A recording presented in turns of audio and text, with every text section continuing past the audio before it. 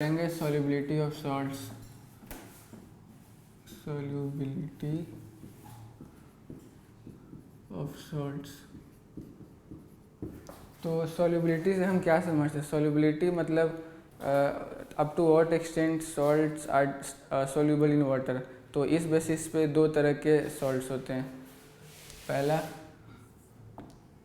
Soluble, तो soluble salts उनको कहते हैं जो जिनकी लैटिस एनर्जी उन हाइड्रेशन एनर्जी से कम होती है।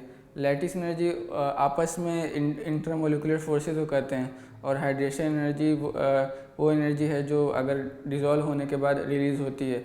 तो अगर वाटर मॉलिक्यूल्स उसके इंटरमोलिकुलर फोर्सेस से अगर स्ट्रॉन्ग है हाइड्रेशन एनर्जी, तो हम कहते हैं सॉल्ट सॉल्युबल है। तो सॉल्युबल सॉल्ट्स के लिए lattice energy is less than hydration energy.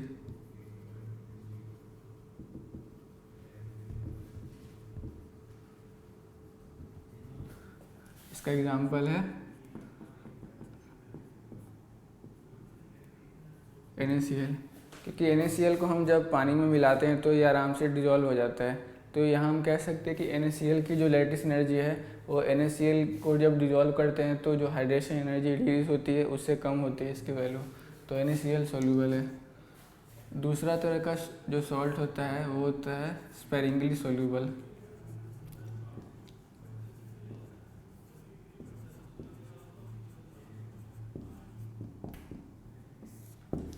इसमें जस्ट अपोजिट होता है। इसमें होता है कि लैटिस एनर्जी ज़्यादा होती है हाइड्रेशन एनर्जी से। Energy is greater than hydration energy.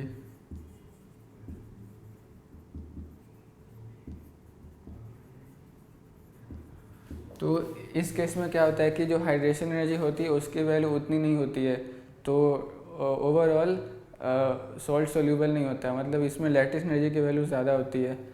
तो इसका एग्जांपल है AgCl। तो AgCl ऐसा नहीं है कि डिज़ोल्व नहीं होता है बहुत कम होता है। अगर हम 1 लीटर में देखें तो NaCl ऑलमोस्ट 400-500 ग्राम डिज़ोल्व हो जाता है, लेकिन AgCl बहुत कम 1 मिलीग्राम के आसपास डिज़ोल्व होता है, उससे भी कम। तो ये है। तो सॉल्युबिलिटी की डेफिनेशन क्या है? तो solubility is defined as the number of moles of the salt which is dissolved in per liter of the solution. तो it is defined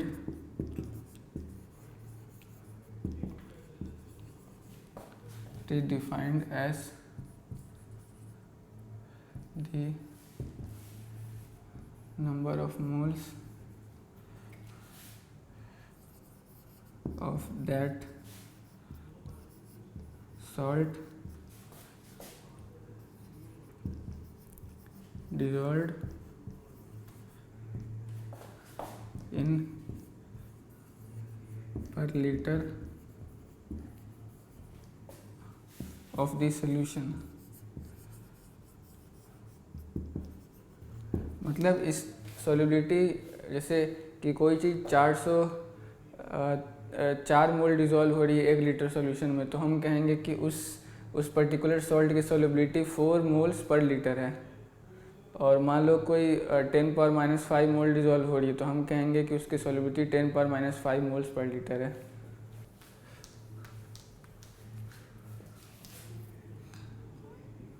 सपोज ये हमारे पास सॉल्ट है AgCl और इसकी सॉल्युबिलिटी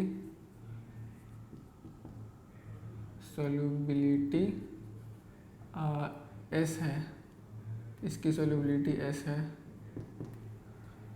तो ये रिएक्शन होगा अपने पास,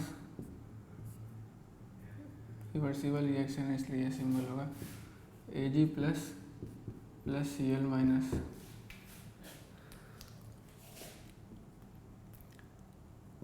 तो यहाँ पे K की वैल्यू क्या होगी?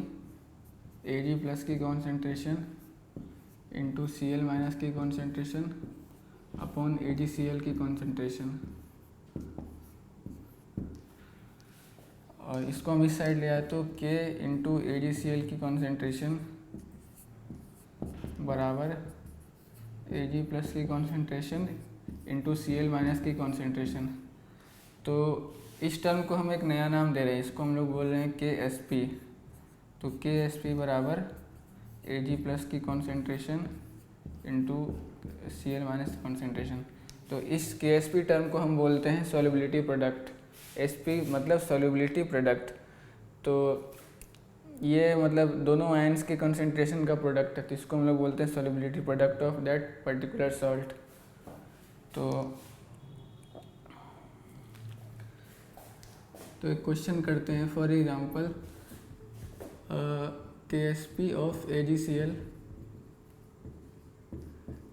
Is equal to 10 power minus 10।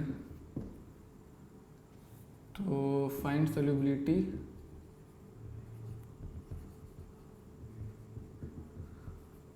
Of AgCl। तो KSP AgCl का क्या था, सॉरी पहले रिएक्शन लिख लेते हैं। AgCl है ये टूट कर बना Ag प्लस Cl माइनस। तो इसकी सॉल्युबिलिटी S है, तो ये भी S बनेगा और ये भी S बनेगा। तो KSP की वैल्यू कितनी हो जाएगी, Ag प्लस की कॉन्सेंट्रेशन इंटू Cl माइनस की कॉन्सेंट्रेशन। तो ये हो जाएगा S into S that is equal to S²। तो KSP की वैल्यू S² आ गई। और क्वेश्चन में दे रखा है KSP की वैल्यू है 10 पावर माइनस 10। तो S² की वैल्यू हो गई 10 पावर माइनस 10। तो S की वैल्यू हो गई 10 पावर माइनस 5। तो AgCl की सॉल्युबिलिटी आ गई 10 पावर माइनस 5 और यूनिट हो जाएगी मोल पर लीटर। तो ये हो गई। और एक और बात, AgCl का मोलिकुलर वेट होता है 143.5 ग्राम पर मोल। तो हम यहाँ से निकाले कितना ग्राम डिजोल्व हुआ है 1 लीटर में। तो सिंपली 143.5 इंटू 10 पावर माइनस 5 ग्राम पर लीटर। तो ये अप्रॉक्सीमेटली आ जाएगा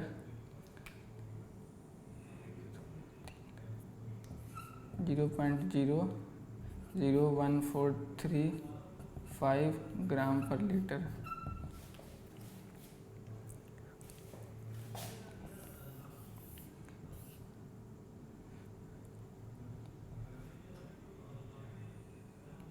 तो ये अप्रॉक्सीमेटली 1 मिलीग्राम के आसपास है, 1 मिलीग्राम पर लीटर।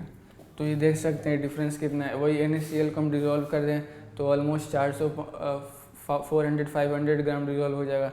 और AgCl का देखें तो 1 मिलीग्राम के आसपास डिज़ोल्व हो रहा है। तो ये अंतर है। AgCl स्पेरिंगली सॉल्युबल सॉल्ट है।